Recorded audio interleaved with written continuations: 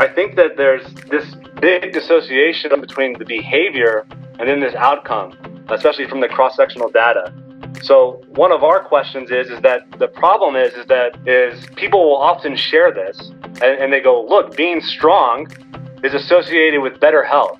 Therefore, resistance exercise is beneficial for this outcome. Welcome to Corporate Warrior, the podcast that brings you the best advice on how to improve your health, optimize performance, and maximize productivity. With your host, Lawrence Neal. This podcast is brought to you by HitUni.com. HitUni are a provider of amazing online courses for high-intensity training qualifications. HitUni comes highly recommended by the best in the field, including Body by Science author Dr. Doug McGuff, Discover Strength CEO Luke Carlson, and trainer Drew Bay. It was founded by my friend, author, and longtime personal trainer Simon Shawcross. Simon has 15 years experience training clients and has supervised over 15,000 high-intensity training workouts. Using knowledge from experts like Skylar Tanner, Dr. James Steele, and Dr. Ellington Darden, HitUni is a goldmine for learning everything to do with high-intensity training. The courses are delivered online through the website, where you can learn via a variety of multimedia materials at your own pace. There's online support and a discussion forum where you can share ideas and ask for help. To learn more about high-intensity training and improve my own results, I started their personal trainer course. The content is amazing, and the courses are really easy to follow, and each section is organized into bite-sized chunks that give you a real sense of achievement after you complete each one. I should also mention that there is a DIY course. So this is the course for you if you're not necessarily a personal trainer, but you want to learn more about high-intensity training and how to implement it for maximum benefit in your own exercise regimen. To get your exclusive Corporate Warrior 10% discount on any course you purchase, simply head on over to hituni.com, that's HITUNI.com, and enter the coupon code CW10. That's CW and the number 10. So again, that's hituni.com, pick your course, and enter the coupon code CW10. Thank you for your support. What's up, guys? Welcome to another episode of Corporate Warrior with your host, Lawrence Neal. This podcast is my journey, if you will, to understand how to better optimize productivity in health, career, business, and lifestyle. My guests include health and fitness giants like Rob Wolf and Ben Greenfield, underground, rarely interviewed exercise experts like Tim Ryan, HIIT specialists like Skylar Tanner, New York Times bestselling authors, startup founders, life hackers, biomechanics specialists, and many more. My next guest is considered the foremost expert in blood flow restriction training, Jeremy Loenneke. Jeremy is an assistant professor of health, exercise science, and recreation management at the University of Mississippi. He has a Bachelor of Science in Health Management and a Master's in Nutrition and Exercise Science and a PhD in Exercise Physiology. Jeremy's area of expertise is skeletal muscle plasticity, but he has made quite the name for himself as the foremost expert on blood flow restriction. In this interview, we discuss what is blood flow restriction training, how it works, and the exact protocol you can try. What has blood flow restriction taught him about muscle hypertrophy? We talk about the different applications for blood flow restriction and how BFR may or may not benefit a high-intensity training style protocol. How BFRT can be used when you don't feel like bringing it in your next workout. We talked about recent studies where BFRT has been used. We talk about his views on what causes delayed onset muscle soreness and what Jeremy has changed his mind about in exercise. And then lastly, we finish up on some stuff around periodization and general adaptation syndrome, and we talk about much more. I think you'll really enjoy this if you are curious about the application of blood flow restriction training and also Jeremy's views on periodization, general adaptation syndrome, and high-intensity training and exercise in general. So for all the show notes for this episode and all episodes, please go to 15minutecorporatewarrior.com/podcast. And now I give you Jeremy Loenneke. All right, so Jeremy, thank you for coming on the show. Welcome to Corporate Warrior. As we were chatting just now, excited to talk to you more about your work, and was introduced via a mutual friend, Dr. James Steele. And I wanted to just start off by going through kind of an introduction. So when you're at a party, let's say, and someone asks you, what do you do? How do you respond to that? Well, thanks for having me on, first of all. And I guess I would say that I study how the muscle responds to resistance exercise or exercise in general. And I guess our main interest primarily has been how it responds to when we restrict blood flow to the muscle. And then usually if you say that, they usually think that you're screwing with them, because nobody thinks that restricting blood flow to a muscle, then exercising it,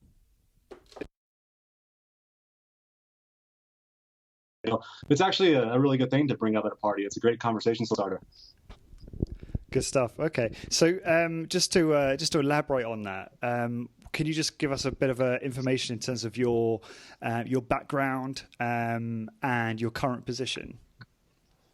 Yeah, so I did my undergraduate work at Southeast Missouri State University, majored in exercise science, and then my internship from undergrad I did at the University of Illinois, and that's really where I was introduced to a lot of things that had to do with science. Up there, I worked with Dr. Kimberly Huey.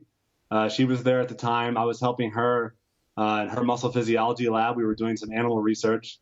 That's also where I kind of stumbled across blood flow restriction and started to become really interested in it while I was at Illinois. I came back to Southeast Missouri State to do my master's in nutrition and exercise science. And I did a lot of work with Dr. Pujol there, as well as Dr. Jeremy Barnes. We were doing some practical blood flow restriction, so blood flow restriction with knee wraps. We didn't really have any advanced equipment, so we had to do with what we had. From there, I went to the University of Oklahoma, where I worked with Dr. Mike Benben.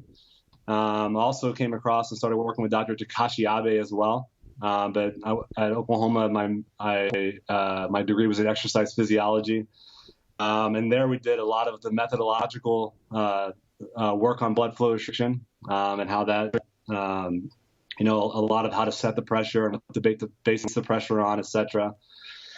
I graduated from Oklahoma in 2014. And I took a job at the University of Mississippi as an assistant professor, where I've been ever since. So here I'm assistant professor. I have a really good group of students that we work in the Kevzer Ehrman Applied Physiology Lab. And I teach primarily in the graduate department, or primarily graduate classes within our department. But I'm at the University of Mississippi. And here we study, obviously skeletal muscle, how it responds to exercise. Cool. And is that the core subject that you focus on teaching? Do you branch out from there, or is that the main focus? I primarily teach physiology, but also the muscle physiology courses as well. But yeah, mostly just physiology. You seem quite young for a professor. Do you get that a lot? Yeah. It's sometimes you're not that much older than some of the, or even actually two of my graduate students are actually older than I am. So yeah, I guess it could be bizarre at times. Not that it really matters, but it's just an interesting observation. I think our mutual friend James has a similar experience. I wanted to talk to you about blood flow restriction training. I know you've probably talked this subject to death, and I've heard you talk about it a fair bit on other podcasts. But I think it's important that we touch on it, since a lot of my sort of listeners had high intensity training related questions on this. So just to kick off, could you do us all a favor and just define or explain what blood flow restriction training is and how it works? Sure. So blood flow restriction is where we apply a cuff at the top of a limb, and we restrict blood flow into the muscle and primarily kind of occlude it out. So during the rest period, we have a kind of a pooling of blood flow in the limb. And when you do that by itself, I like to talk about it in kind of probably three separate phases. So the first phase is where you just apply blood flow restriction in the absence of contraction. And there is some data that suggests that can slow down muscle loss. And then when you combine it with slow walking, so walking at about, maybe 2 miles per hour, It's been shown in some populations to stimulate growth and increases in strength. But the most robust stimulus is when you combine it with low load resistance exercise, rather, at around 20 or 30% of your 1RM. That's when you produce muscle size similar to traditional high load exercise. Now, how does blood flow restriction work? That's a really good question. And I'll just start by saying I'm not really sure. We think that there's, maybe something to do with there may be some benefit to pooling that fluid around the muscle. So maybe there's some type of muscle cell swelling effect. Maybe something to do with the metabolites being accumulated and augmenting muscle activation. But that seems to be kind of the two ones that we talk about a lot, is this swelling effect, this short-term acute swelling effect, and then this pooling of metabolites, which essentially it seems like it makes the muscle work a lot harder than it typically would. So you recruit a lot of these higher threshold motor neurons that you wouldn't normally recruit at such a low load. So those are how we typically describe how it works. But the mechanistic stuff, we're not really quite certain exactly, but those are the two prime candidates.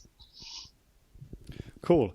So, question from one of my listeners was, what has research on blood flow restriction taught you about muscle hypertrophy in general at this point? Yeah, no, that's a good question. Mostly that it doesn't, muscle hypertrophy, it sure doesn't seem like it's being driven by the load at all. So I think for a while it was thought that, and the recommendations are still that you need to train at a relatively high load to induce muscle growth. And I think we've demonstrated quite a bit that that's not the case. I mean, you can do that even without blood flow restriction, but mostly that the muscle growth occurs across a wide range of loading patterns. So, as low as 20% of your 1RM.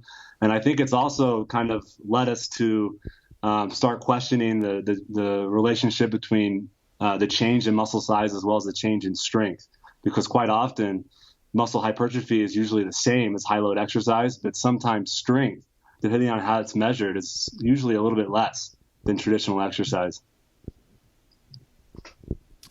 So, as you know, a lot of people that listen to this podcast are advocates of high intensity training as an exercise protocol. So, single set to failure, perform very infrequently, generally fairly low volume.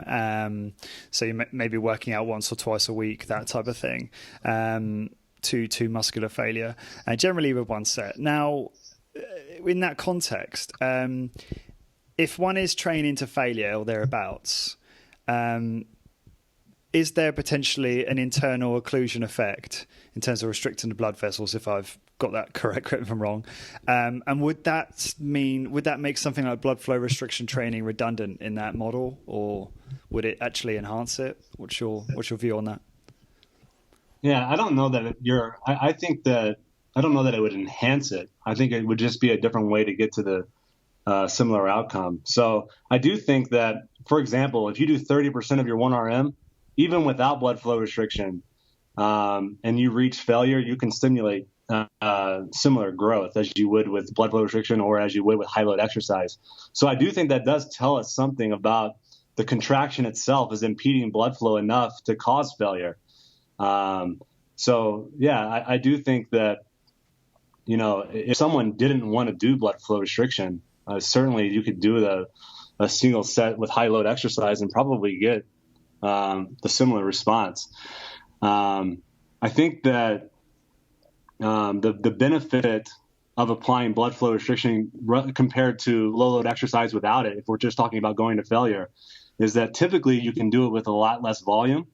And that might be important for some populations, but if it isn't, then I don't know that blood flow restriction is ever going to produce greater adaptation than you would just get with traditional exercise. So if I've understood this correctly, and I've not experimented with this technique yet, but if you let's say you wanted to get to failure quicker for a shorter, more efficient workout, assuming that is your goal in a workout, then actually applying a blood flow restriction protocol would help with that, because you'd actually reach failure sooner with say a lighter load, as you put it there, and versus without. Is that right? Yeah, I think the key word is there with a lighter load. I think if you apply it, there's no research that suggests that it enhances a high load. And I think what it would do is it would actually perhaps make you fail too soon to where you might not see that muscle growth because you wouldn't be able to do enough work within a session. Got it. But yeah, I think that's accurate. Okay. I guess along that same vein, there's a popular idea in the HIIT community where when you're providing constant tension over a long period of time, so as you probably know, they usually measure time under load, so 90 to, I don't know, let's say 180 seconds, that it's having that similar effect. I know I'm kind of repeating myself there, but is that a fair statement to say that actually you're getting as much benefit as you can from that type of protocol, and blood flow restriction on top of that isn't necessarily going to deliver any additional benefit? Is that a fair statement? With resistance exercise, I think that's probably true. Well, the one thing that I'm still very interested in, and like I said earlier, there's not a lot of research, but the research that is available suggests that there might be something to just applying blood flow restriction in a population that's immobilized. So that would be in the absence of contraction. So where they've compared it to people doing isometrics, just isometric holds, and it didn't do this. It didn't have the same effect. But that's in a very special situation. But is applying blood flow restriction similar to time under load, I guess, as you said, with resistance exercise? Probably. I mean, where you're getting some isometric, where you're getting some occlusion of blood flow. Is that what you're saying? Yeah, I suppose so. Yeah, exactly. Yeah, I mean, I think when you contract a muscle with any amount of force, it's impeding blood flow intermittently. Blood flow restriction is just doing that artificially. Right. Okay. So I noticed one of the benefits that you talked about on a previous podcast was you mentioned that something like blood flow restriction training would be very beneficial if perhaps in one day you approach your training and you were like, I just can't bring it today. Like, I'm just not feeling like I can do an all-out workout, and whether that be it's a high volume workout or like an intense workout. Can you talk a little bit about that, about where you see the application there? Yeah, I think that I think that, for example, if you're primarily training with a higher load, which is how you prefer to train, or that's what you're going for, that's fine. But I think that there may be some days where, maybe you go to the gym and maybe you just don't have it today, or maybe you're a little banged up, right? So if you were to train what you're supposed to train that day, which is maybe under a high load, it probably isn't in your best interest, especially if you don't mentally have it. It takes a lot of focus to lift a higher load depending on the lift. So that might be a situation where applying blood flow restriction might be beneficial, because you could train with a very, very low load and produce muscle hypertrophy or maintain that adaptation similar to what you would get from lifting a higher load. Now, I just kind of want to preface that blood flow restriction, like anything else, it's just a tool to use. I don't personally, I study blood flow restriction, but I always start off by saying, if this isn't something you want to do, that's totally fine, right? You can still see benefits from doing multiple other things, but this could be a potential useful utility for people who you might have a slight injury, who can't train with the loads that they want to train, or maybe they don't have the focus that day or whatever. But you certainly don't have to train with blood flow restriction to see optimal adaptation. Cool. No, I appreciate that. As a number of different sort of applications and circumstances where it can be used. I noticed you don't. I noticed that on a previous podcast, you didn't like to use the word optimal, so I was surprised you used it there. Yeah, people love that word, so oftentimes I try to use it because they understand what it means. But people are searching for some optimal adaptation, whatever that means. But I guess I'd use it in the terms of your potential, I suppose. Cool. So I guess just for those listening and people who are interested in just giving it a go, what kind of, I've heard you mention the 30 followed by 3 sets of 15 protocol for blood flow restriction training, but is that still the same protocol that you advocate, or what would you suggest people start with when experimenting with this kind of thing? Yeah, I think that protocol is fine. One of the things I like about it is it gives people kind of a goal to shoot for, and it kind of gives you, I think it can give you some indication of how much blood flow restriction you're actually applying. Because if you can't even get remotely close to that, you might be a little bit under too much restriction. Now, if you did 3 sets to failure or 4 sets to failure, that's probably fine as well. But the reason why I sometimes recommend the 30, 15, 15, 15 is, one, for the awful reason of, it's what most people have always done, so that, you can take that however you want. But 2, I think that the benefit is if you have something to shoot for, I think it helps people to, instead of just doing 9 reps, they do that 15 instead of stopping prematurely. But ultimately, we know that if you do that protocol, quite often that's going to result in adaptation. But for the practical stimulus, I think when you apply knee wraps or whatever in the gym, if you really are applying 20 or 30%, then you should be able to get pretty close to the 30, 15, 15, 15. At least in the first 2, 30 reps, and then maybe a set of 15. You might drop off a little bit as you fatigue. But if you aren't getting close to that, then I think it can give you an indication that perhaps the load is either too high or the wraps are too tight. So I primarily like to give that, that protocol, that recommendation primarily as a way to kind of gauge the load and the pressure combination without being able to know what it is. Cool. So is that, yeah, no, it does. So I've heard you say before, it's the cadence is normally 1.5, 2 seconds on the positive and the same on the negative. Is that correct? Yeah, we usually do around 1 second up, 1 second down, or 1.5, 1.5. But yeah. And how much rest is there between sets, if any? We usually do around 30 seconds. Some people do up to a minute, but in our lab, we primarily use 30 seconds. Okay. So they hit 30 reps, 30-second break, 15, 30-second or a minute break, and then repeat, basically. Right, and the wraps are left on the whole time until the exercise is complete. Now, like I said, it may reach a point where you can't get all those reps, but you should be getting it, remotely close. Okay. And just for completeness, can you just describe where you attach the wraps on the body? Yeah.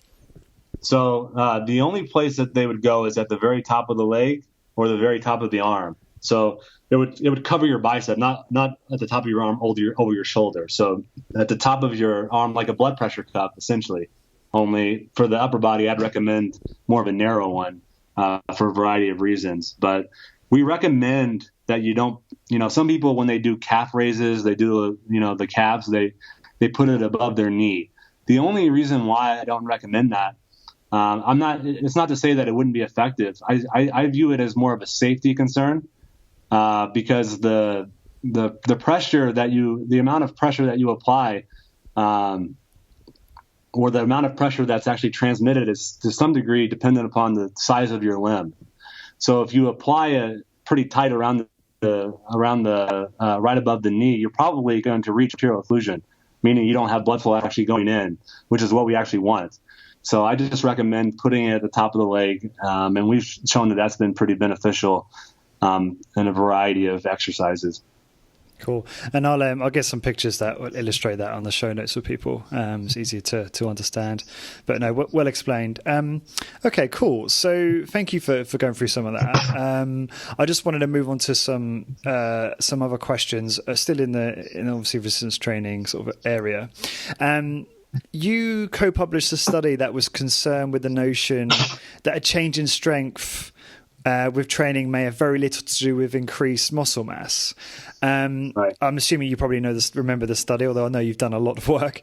Could you give some examples on where that idea has come from? And should we be so attached to strength gain when the goal is actually to build muscle, or if the goal is to build muscle? Yeah. So this is obviously something that my mind has been changed on in the past few years. My training has been entirely to do with muscle hypertrophy. And my whole focus was hypertrophy being important for a lot of different things. And what I mean when I say hypertrophy is, when an adult, so not when someone's developing, but when a grown person, starts lifting weights, what does that change in muscle size do? And for a long time, we would say that change in muscle size was important for the change in strength. And I operated under that assumption for many years. And the reason why I operated under that assumption is because it's in all of the textbooks. And it comes from Moore, Tunney, and DeVries. Actually, it comes from before then, but they really popularized this idea of the neural adaptations first, followed by hypertrophy. But the study that really got us thinking about this was, one, I was part of a study that was run down at FAU by Dr. Mike Zordos in his laboratory, and it was kind of this idea of everyday a daily 1RM squatting. So they did a daily 1RM for like 30 days in a row, but following the 1RM, they did sets of volume. And they saw pretty big increases in strength in guys who were already pretty strong at baseline. Now, I was very interested in this idea because I've always been more of kind of a volume person, or I was for quite some time. So I wanted to see what would happen if we just had a condition, just do the 1RM, compared to a condition who did the 1RM followed by volume. Because the previous study, while interesting, really couldn't answer that question because they did both. Everybody did both. So we wanted to use a very simple model, one that didn't require a lot of learning, because squatting takes a lot of skill, and different people squat different ways. So we took trained men who already also had very high baseline levels of strength, but it was in the bicep curl, something that's a very simple model, but I view it as a really good model to study things, especially with muscle size and strength. So we used a within subject, and one arm just did the 1RM. The other arm did the 1RM followed by 3 sets of 10. And they did it every single day for 3 straight weeks. And what we saw is that the arm that did volume obviously saw muscle growth, and they saw an increase in strength. The other arm that just did the 1RM saw the same increase in strength. And this was, at the time, very surprising for me, to me, and it was quite opposite of what our hypothesis was. Our hypothesis is that the group that was doing extra volume would see muscle growth and would also see greater increases in strength, because they're going to have, they're doing more repetitions, they have more volume, they're going to have more practice doing that lift. But it wasn't the case. So we started to look, really closely at this. And to be honest with you, this dissociation between both of these variables is seen a lot. And then it's explained away by a variety of different things. So we just started to ask the question, are these two things actually related, or do they just correlate with each other? And I think that we've started to believe that they just change at the same time, depending on the program that you use. So we followed that study up with kind of a study where we maximized growth in both arms, but minimized strength in one. So we just had, it was a paper on no load training. Basically, we had one arm do traditional exercise, the other arm just flexed as hard as they could. And what we saw is that the muscle growth was the same, but the strength was a little bit different, which is perhaps not surprising. But if you go on the old model, the muscle growth was the same. You would have expected that the strength might change the same as well. So we've just started to kind of plug away at this and start to kind of ask the question, what is that change in muscle size actually doing for the change in strength? And in our minds, it's not doing a whole lot. It seems like the majority of that 1RM is specificity. Just to, I appreciate that, Jeremy. Just to, I guess, step back for a second, just to clarify, when you said that you had the one group do 1 rep max followed by volume, and the other one do 1 rep max. Did both groups see equal muscle growth? Is that correct? Have I understood that correctly? In the first study, the group that did volume saw muscle growth. The group that just did the 1RM, it was within subjects, so that other condition did not see growth, but they did see the same increase in strength. Oh, I see. Okay, so the second study, we maximized growth in both conditions, but minimized strength in one. Hopefully, I didn't confuse everybody by mixing up two studies. No, it just confused me a little bit. Probably not those listening. No, I see what you're saying. So, on that vein, then, how has that informed what recommendations you give others, or perhaps the protocols you follow when trying to, I know you hate the word, trying to optimize your training for hypertrophy as the main objective? I think if your goal is hypertrophy as the main objective, it's actually pretty good news, because basically it almost suggests that you can train between 20 and 30% of your max to failure, up to probably 80-85% to failure, probably even higher than that, and see the same muscle growth. So it's such over a wide spectrum that you can do pretty much anything to failure and probably stimulate the same amount of growth. Muscle strength, on the other hand, is very specific to what you view as strength. So obviously, if it's a 1RM, all it suggests is that you'd probably be best off training either the 1RM or pretty close to it, at least the majority of the time. Cool. So, as you're probably aware, there's a bit of a cult following in exercise in the various different camps, and it's just very sort of prevalent on the internet, and in terms of there's a difference of opinion between the kind of high intensity training proponents over one side and the kind of high volume resistance training proponents on the other, and they're always arguing about what's the most effective approach to building more muscle mass. I just wondered what your thoughts are on this divide. What do you think about high intensity training? Do you think if someone is training once or twice a week to failure, covering their entire musculature, that they're doing all they can to invoke that response? Or do you think that's not the case? I'd be really interested to know your opinion on this type of stuff. Yeah. You're definitely correct on the cult following in exercise and in the fitness industry, for sure. I agree with 100%. Now, with respect to building muscle, which is better, the higher intensity or the volume? I think one of the things that I think we're starting to see quite a bit of is that I do think that volume is important to a point, but can you get that from one set to failure a couple times a week? I think you could probably get the majority of it. Absolutely. I think it might depend on the exercise that you're doing. If it's a kind of a single joint movement, one set to failure is probably going to maximize the majority of that response. If you're doing something that's more complex, where you have a lot of muscle groups involved, maybe you need to accumulate a little bit more volume by doing a few more sets. But I do think that the volume required to elicit that adaptation is probably a lot lower than what a lot of people suggest on the high volume crowd. I do think that volume is important to a point with respect to muscle growth. But I do think that, they probably push that to the extreme, much more so than is actually beneficial. And just so I understand, when you talk about how you may need to increase volume on, say, a multi-joint kind of compound exercise, is that because you're not I guess, fatiguing the muscles as directly as you would, let's say, a bicep curl or something like that, where it's very direct. Yeah, I mean, that would be my hunch. I think that, if you have a lot of muscles involved in a movement, you don't know really which one's failing. But I think if you did a couple more sets, I think that would probably maximize it entirely.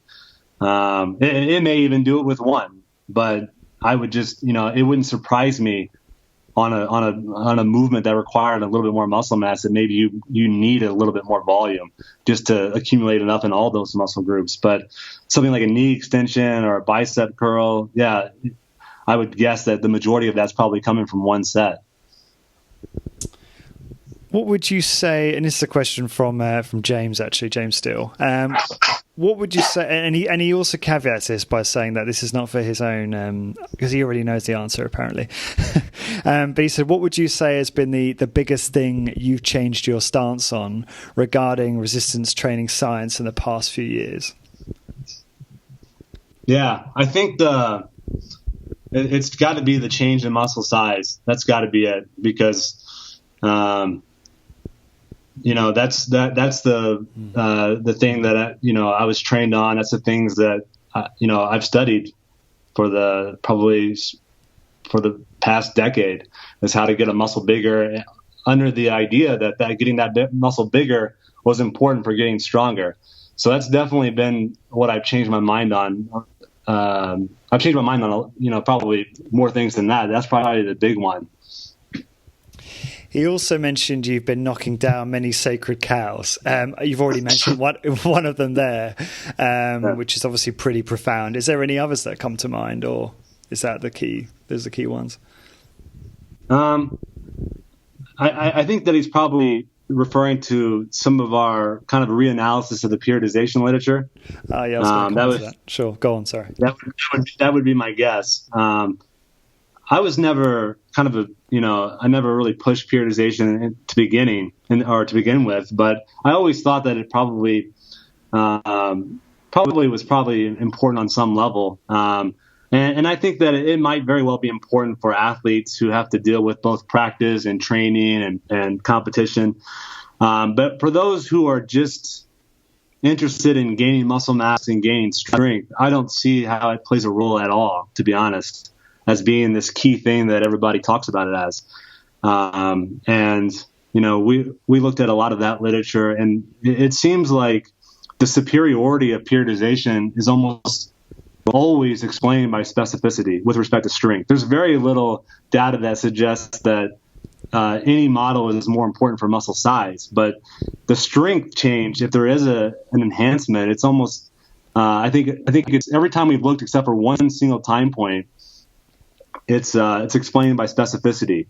And what I mean by that is, if you look at even the first study that made it very popular, Stone 1981, they had one group that did 3 sets of 6 for 6 weeks. They had another group that started off at a high volume and then finished working at 3 sets of 2.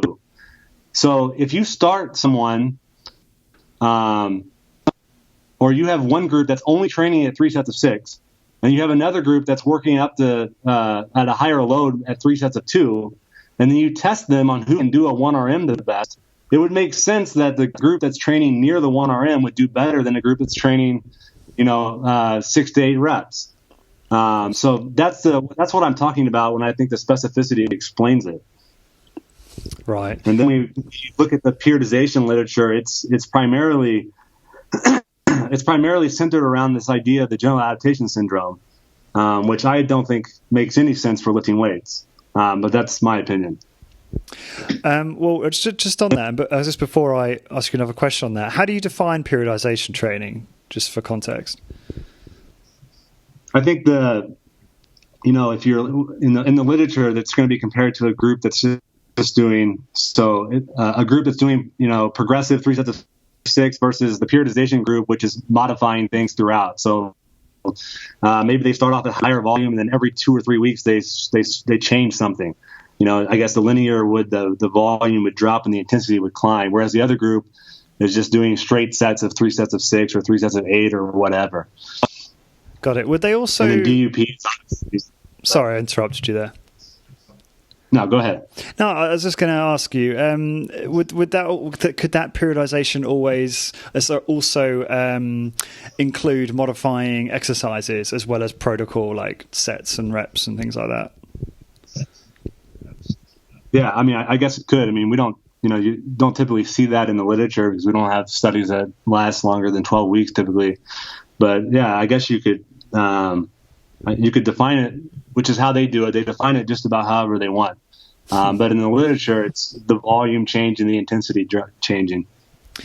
Yeah, because I guess I'm drawing more on a definition of the periodization paradigm in the bro science literature. Is where I was sort of coming from. But just on that, because I saw you, I think you published a paper which addressed general adaptation syndrome, or GAS. And one of my listeners was curious, have you had any criticisms of your work on that subject? Have you had any responses at all that you've had to address? So far, the only people that really hate it is the fitness industry. So I've read a lot of negative things on social media about it. But as with respect to people that that are in the scientific literature, we've generally had pretty good feedback with it. I've had people email me saying that they really thought it was thought-provoking and interesting. But the only people that really have told me that, I'm an idiot or this is stupid, it's primarily coming from the social media, which, that's to be expected. Absolutely, I understand that. So along that vein as well, is there such a thing as natural periodization, whereby if one were to keep everything the same in terms of their exercise protocol and variables, would they experience fluctuations in performance due to just hormonal cycles and circadian rhythms and other factors like that? In your opinion, are you talking about just like day-to-day changes? Yeah, in strength and. Yes, sorry. So they would see different changes in performance based on these types of conditions changing that are kind of not always considered. I think that that's one of the complexities of measuring strength, is that it's pretty subjective, and it can fluctuate from day to day. Now, what is the mechanism behind that fluctuation? Is it circadian? I don't know, to be honest, but I mean, I noticed that myself. We've noticed that in studies where you have people who generally are going to perform pretty close to where they have been, but there's days where they just don't. So what causes that? I have no idea. But I guess what this individual is perhaps suggesting is that there's some days where you naturally fluctuate volume just because you're weaker or whatever. Is that what he's saying? Yeah, I think so, and I think it's I could be wrong, but I think that question may be predicated on the notion that in high intensity training, it's very much the kind of mindset that you try and get stronger every single workout, and this is kind of saying, well, if you're not getting stronger, maybe it's not because you're not recovered or not getting stronger; it's just because these other variables. Yeah, no, I think that's a good point. I mean, I think that. Yeah, I think that's a really good point, actually, because I think some people do have that idea when they go into the gym, and that's kind of what we talked about earlier. Some days you just don't have it. I mean, you just don't. So your performance is not good. And it has nothing to do with your programming not being perfect, or you're something, or you're getting weaker. It's just one of those days. Now, why is that? I'm not really sure. But I would say, obviously, if you have those days repeatedly, then maybe you do need to make some changes. But I think a day here and there, I think that's completely normal, and we see that all the time. So you've got to take a more long-term approach on these things, haven't you? I think too many people kind of look at it acutely and then make decisions and changes based on that, which might not always be the best approach. I noticed that you're very honest in some of your podcasts that you've done in interviews, and I really like that about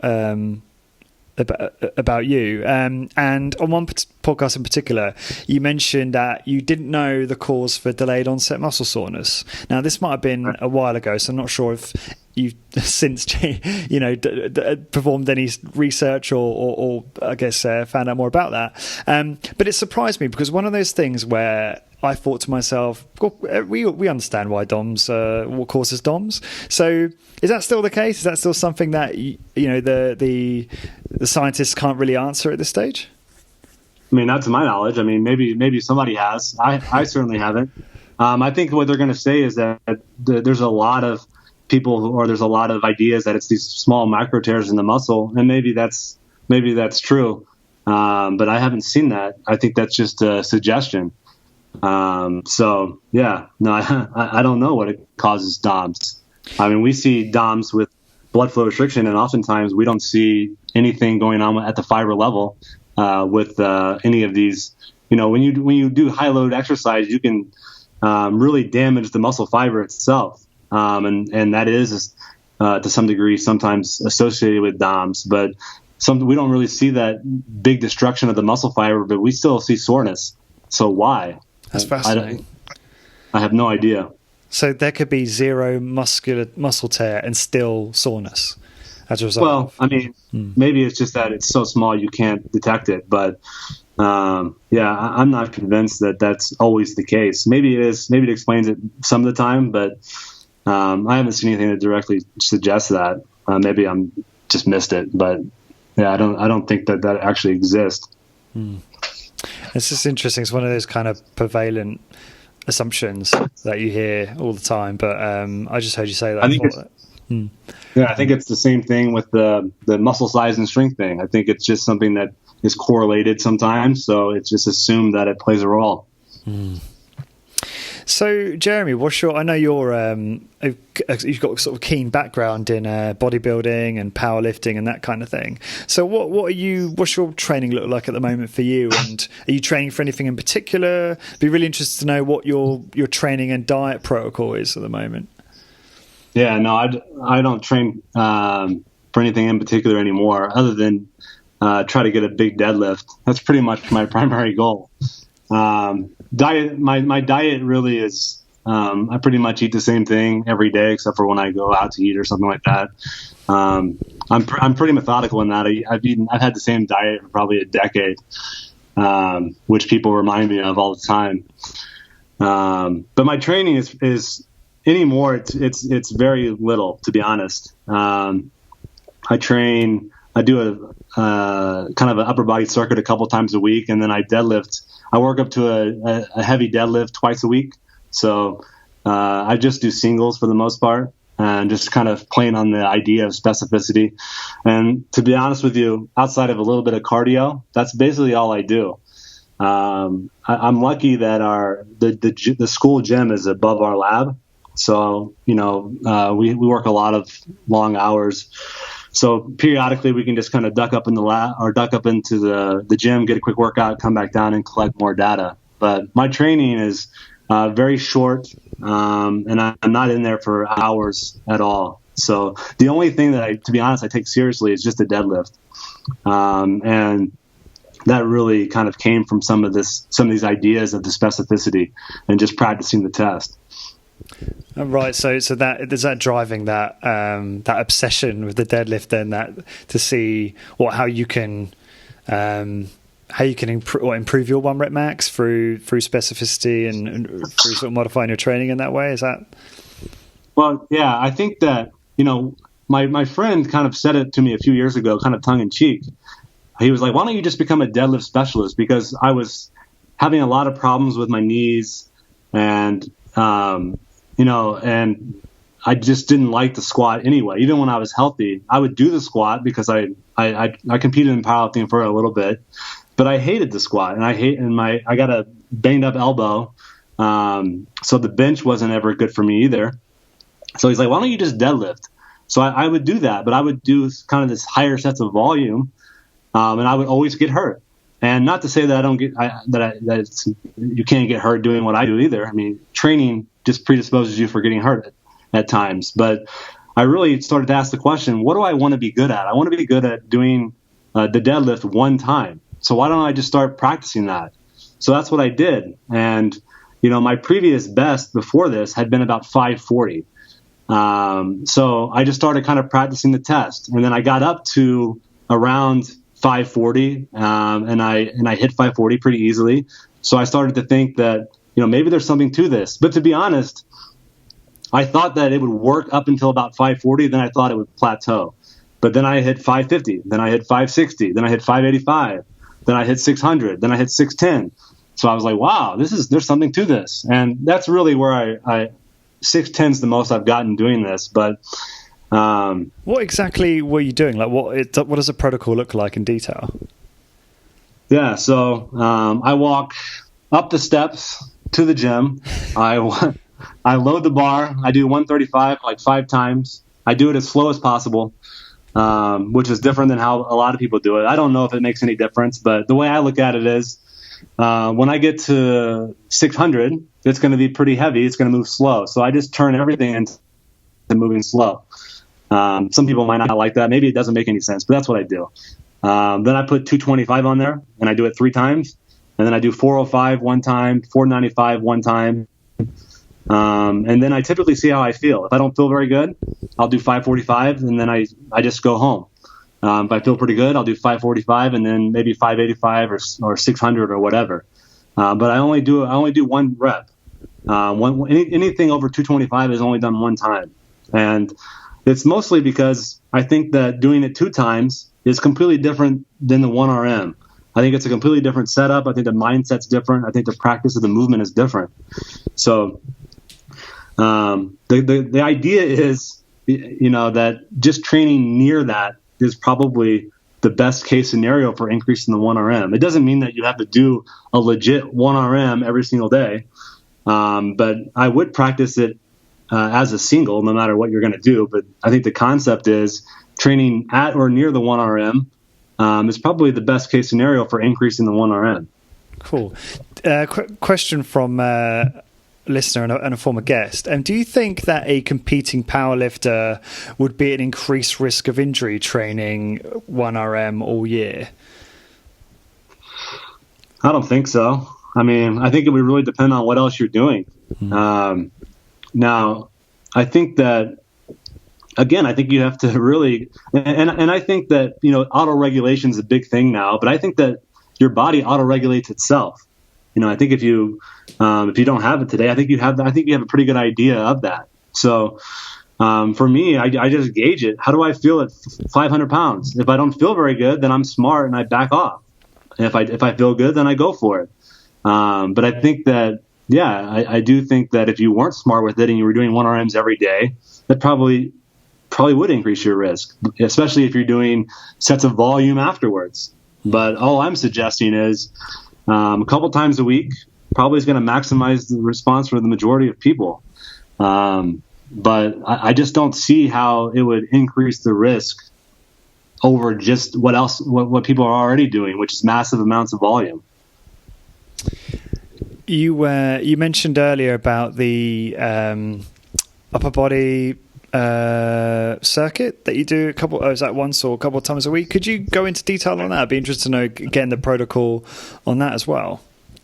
Yeah, I just do I just do whatever load that I feel like. I just put it on there and I do it a couple sets to failure. It takes me about probably 10 minutes. And I just do chest press, shoulder press. Usually I do pull-ups. And then I do some bicep curls and tricep extensions. And I just go back down to work. And it's mostly just so I get something done in the upper body. And I think it's probably enough to maintain whatever I have. Because you're getting... It's very simple. Training is very simple for me. Cool. Because I suppose you're getting your lower body workout when you're doing this 1 rep max stuff on the deadlift. So you don't want to inhibit the progress there. Is that why you kind of avoid the lower body stuff? Mostly it's because my knee doesn't handle it very well, and I don't know what's wrong with it. So I just stopped doing all lower body other than just walking around campus or doing some cardio, and I just primarily just deadlift. So I do think that the point isn't lost on me when people who powerlift who also have to squat, right? people are like, well, how would you program it if you also had to squat? Yeah, that would be, that's a different situation for sure. But the principle still maintains that you should be training probably near your 1RM, and I would just be doing singles, whatever the percentage is you're going to do. I would just be practicing the setup. I would just do it one time. That's the movement that you want to be good at. So there's no question that if I also had to squat, that I might have to modify it to some degree, but the overall principle of specificity holds, in my mind. You also mentioned that you've eaten the same way for 10 years. How does that look like exactly? What does that look like? Yeah, so my breakfast has changed slightly, mostly because I try to get to work as quickly as possible. I just have a peanut butter and jelly sandwich, and then I'm out the door. My lunch is just beef, cheese, and rice. And then I have some milk in the afternoon, and then at dinner or supper, I have eggs and oatmeal. That's basically how I eat, unless I go out.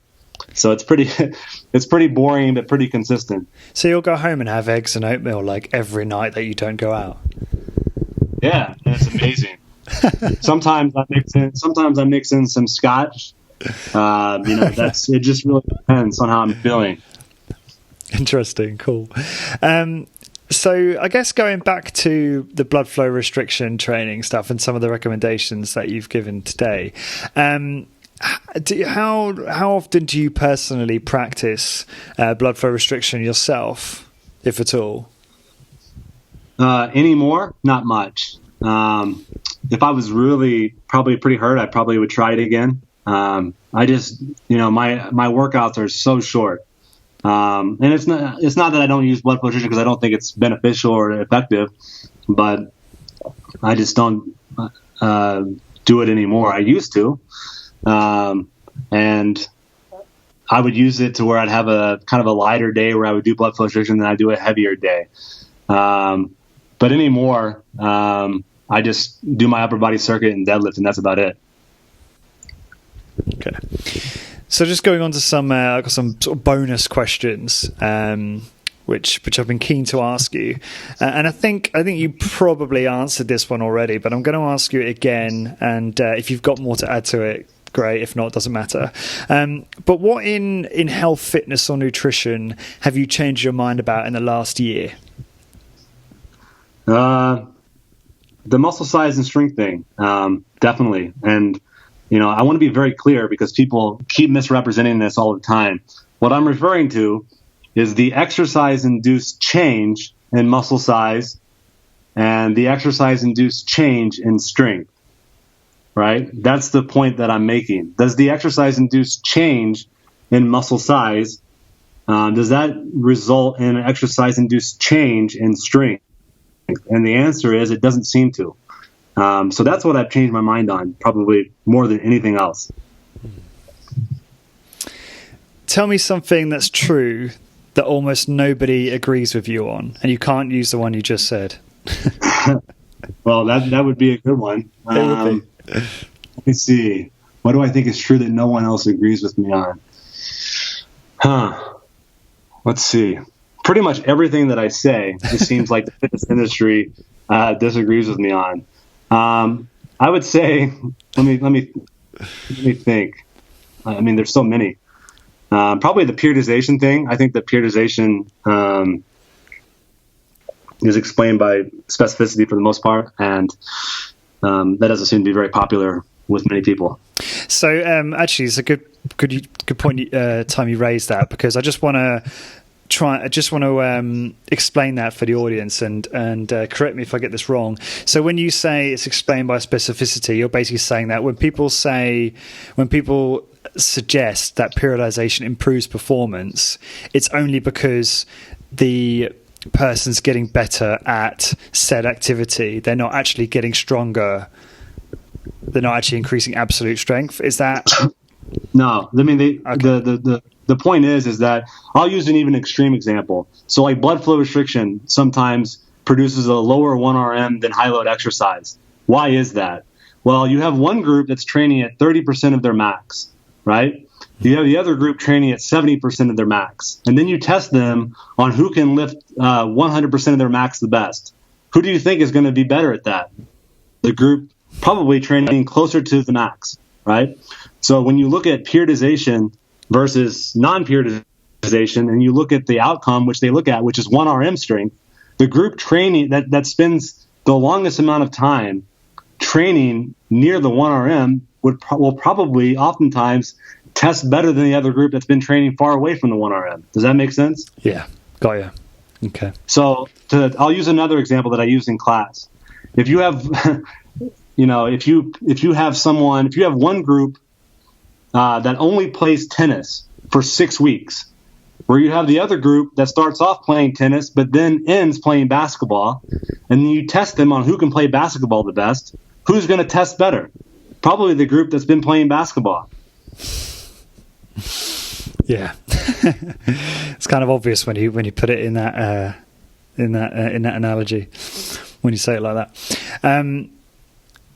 So is that kind of also a way of saying that there's no value in athletes cross training, or very little value? You get like professional basketball players who do boxing on the side and supplementary sports like that. I know this is going probably off topic, but is that something that you feel has very little value in an athlete's training regimen? Maybe from just a psychological effect where you're just doing something a little bit different for once. That might be, maybe that's the benefit in itself. I don't know, but it's hard for me to think that if you remove all of the psychological effect, right, that I'm just tired of doing this. This is something a little bit different where I stay active. I think that might be beneficial. But it's hard for me to think that someone playing or someone boxing is going to improve their ability to play basketball. That's very hard for me to believe. Maybe it does, but I just can't imagine how it would. Unless I'm just tired of playing my sport and I just need a break from it. Then maybe that makes sense, and I'm still staying active. Yeah, I think that's actually a good point. If someone, at the end of the day, if an athlete enjoys doing something completely different that may have no direct improvement on their sport, I don't think that's necessarily a bad thing, unless it befuddles the skill set, which I don't know if that would be the case. Okay, so on a similar vein, in terms of the truth that no one agrees with you on. Is there anything that you believe to be true, but you can't currently prove it? Some of your research, or I suppose there's probably a ton of those things that you're, working on, discovering more about. But yeah, that's a good question. I think that. Let me think about that for a second. That's all right. Well, we can park it if you prefer. That's a really good question. I think that one of the things that we've been kind of tossing around is this idea that we call it kind of the human baseline. So whatever you are as an adult, and I think that there might be something special that you can maybe modulate some things as you're developing, maybe as you're growing up. But I think once you're an adult, I think it's really hard to change things that's going to amount to that's going to meaningfully change anything. So one of the things that we're kind of interested in is this kind of behavior versus the outcome. So, for example, if you look at a lot of we have some analyses on this where you look at like all-cause mortality and things like that. Quite often, the strongest associations are with absolute strength, maybe grip strength or the knee extensors, meaning those who are the strongest are better off, right? Mm-hmm. And when you add in the behavior component, which is those who meet guidelines for resistance exercise, etc., it really doesn't improve those odds very much. So what that suggests is it's almost better to be just strong naturally, and that doing the behavior may be beneficial, but not as beneficial as just being born strong. Does that make sense? It does. So I think that there's this big dissociation between the behavior and then this outcome, especially from the cross-sectional data. So one of our questions is that the problem is that or the potential problem that I think is very fascinating is people will often share this and they go, look, being strong is associated with better health. Therefore, resistance exercise is beneficial for this outcome. Now, the problem is that isn't resistance exercise. That's an outcome, right? So in order for that to be true, you'd have to wonder, can you train from the bottom tertile to the very top? And I don't think you can. So I just think I'm interested in this behavior versus the outcome, because the strongest associations with health are not on the behavior typically, they're on the outcome. So the question is, can I train there? If I don't already have that strength, can I train to that strength level using the behavior? And I'm not sure that you always can, if that makes any sense at all. I'm struggling to understand that fully. So, what are you saying, that actually that people can't train to build to that level of strength because of they can't stick to it, or is there? No. So the associations that are often made between strength and health. Do you know what I'm saying? Yeah, I understand those. Yeah, that relationship is on strength, right? Not on the behaviors associated with increasing strength, right? So it's just looking at people across the population, going, those who are strongest are associated with better health. Now, the potential issue is that people take that and go, okay, well, to get stronger, we resistance exercise. Therefore, resistance training should be associated with positive health, right? But that's not what the study is typically based on. It's on the strength outcome. When you add in the behavior, right, it doesn't change it that much. The strongest associations are with strength, not with participating in resistance exercise. Does that make sense? It does. But okay, I'm going to perhaps make myself look stupid here. But if you are engaging in a resistance training protocol and you're getting stronger, then surely you're decreasing based on those studies, you're decreasing your chances of all-cause mortality. Except that you can't say that you changed, because it's cross-sectional. So there was no change component. It's only looking at those people. What is their strength level now? And how many of those people who train are for example, in one of the studies that we published in the Mayo Clinic Proceedings, the people who were the strongest, very few of those people that were actually participated in resistance training, right? So their strength level had nothing to do with the behavior, if that makes any sense. So you can't necessarily say, you can't use that and say, see, people who are strong are associated with better health, therefore resistance training is driving that, right? Because that's not what the analysis is based on. Got it, yeah. Right? That's just what I'm thinking.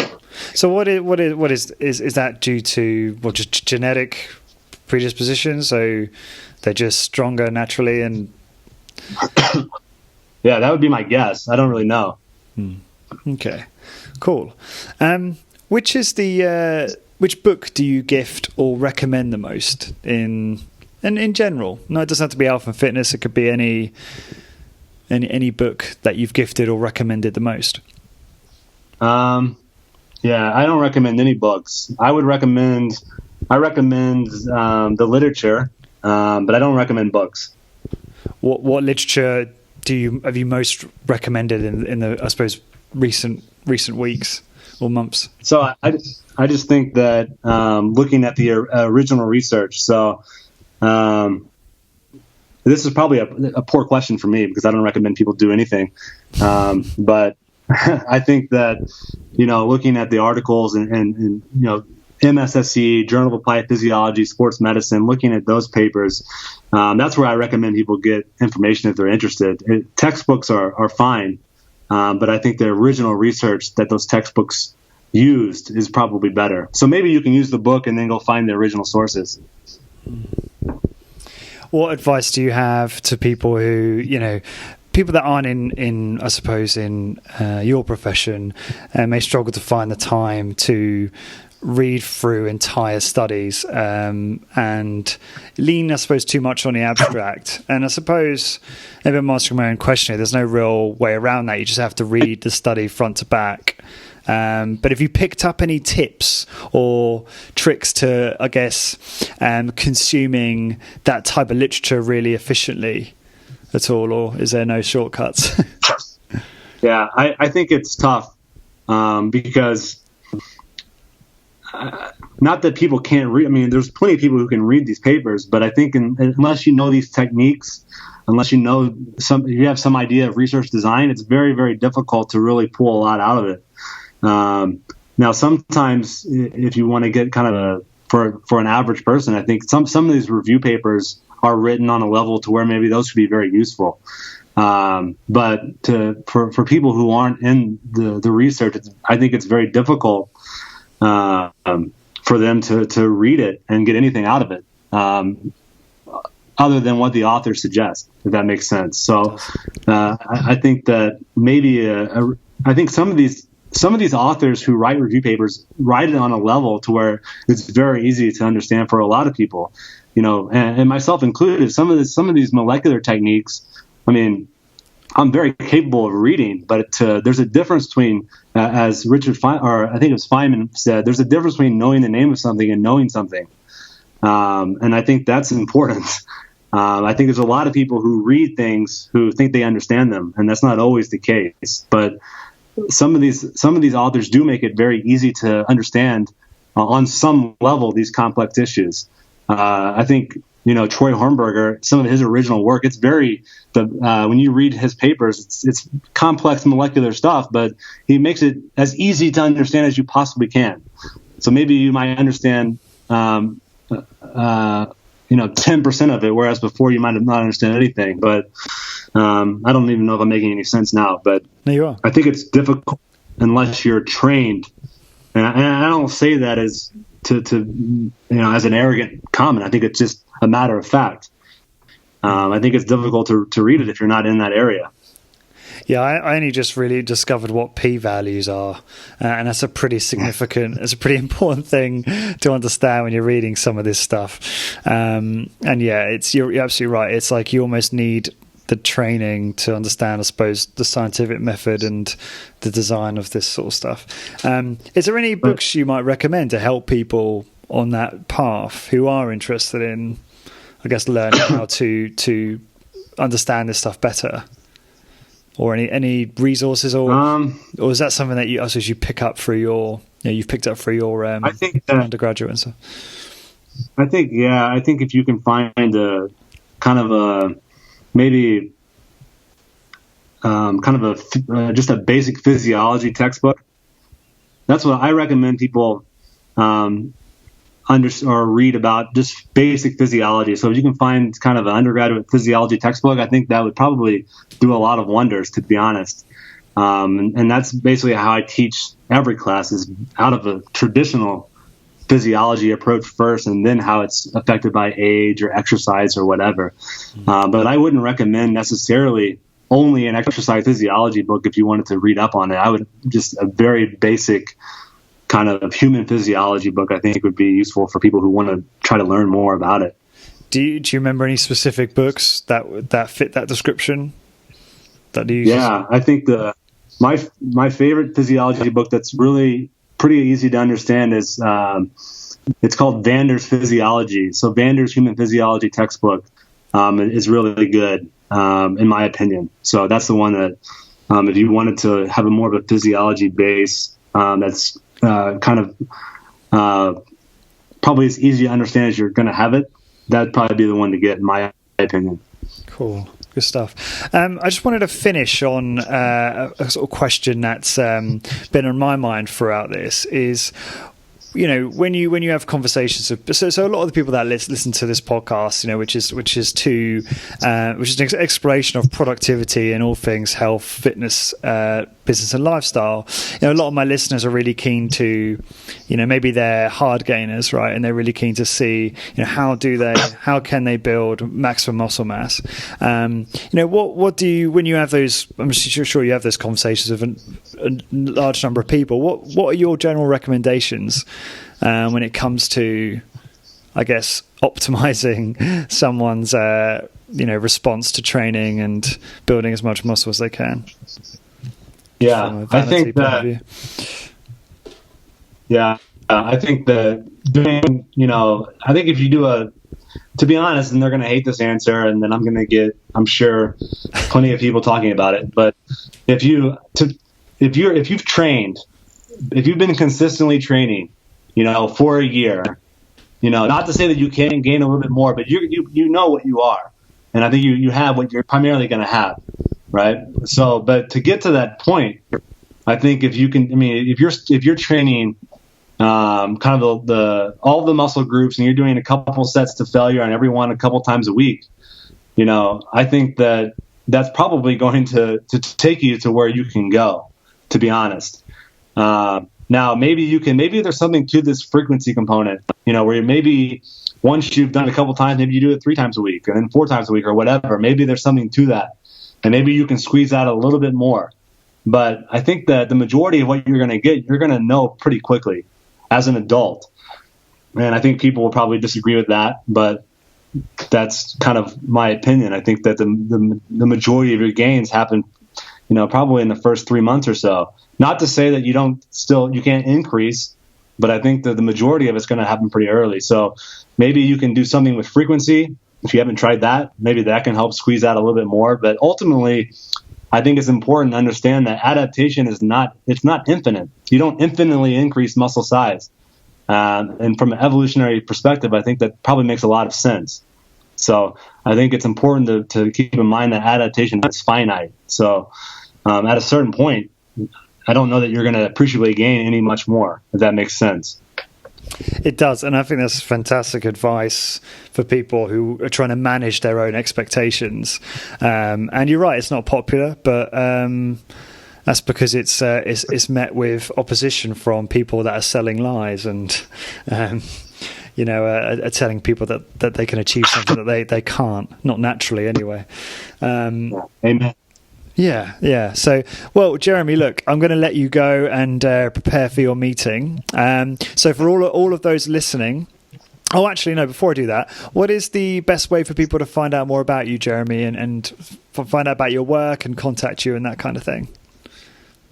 Twitter's probably the best place to follow me, at JPLOENNEKE. That's where I'm most interactive. I'm also on Facebook, but I'm most interactive on Twitter.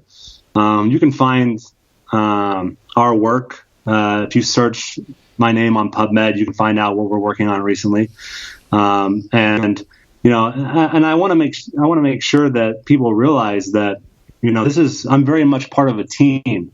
So my graduate students in my lab, I have 5 PhD students, and then Dr. Abe's here now. So a lot of these ideas are things that we've been throwing around for a couple of years now. So, and stuff that we've been working, really, really hard on. So, I think it's important that people realize this is not a one-man show. Doing things by yourself doesn't work. So this is very much a team effort. So, I just want to make sure that's known that, without my graduate students, I'm basically, virtually nothing, if that makes sense. That's very humble of you. I respect you saying that very much. And I'm sure they appreciate it. So for everyone listening, to find the show notes for this episode and all episodes, please go to 15minutecorporatewarrior.com/podcast. So that's 1515. And Jeremy, thank you for taking the time to come on. I'm really glad James introduced us, and I really appreciate your time today. Thanks for having me. Awesome. And all the best in your meeting later on today. I appreciate it. Cool. Take care, buddy. Take care, Jeremy. All the best.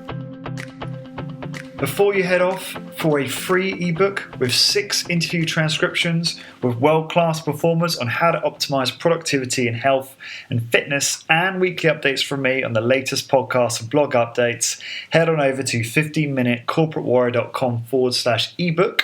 That's 15minutecorporatewarrior.com/ebook, and enter your email address for instant access.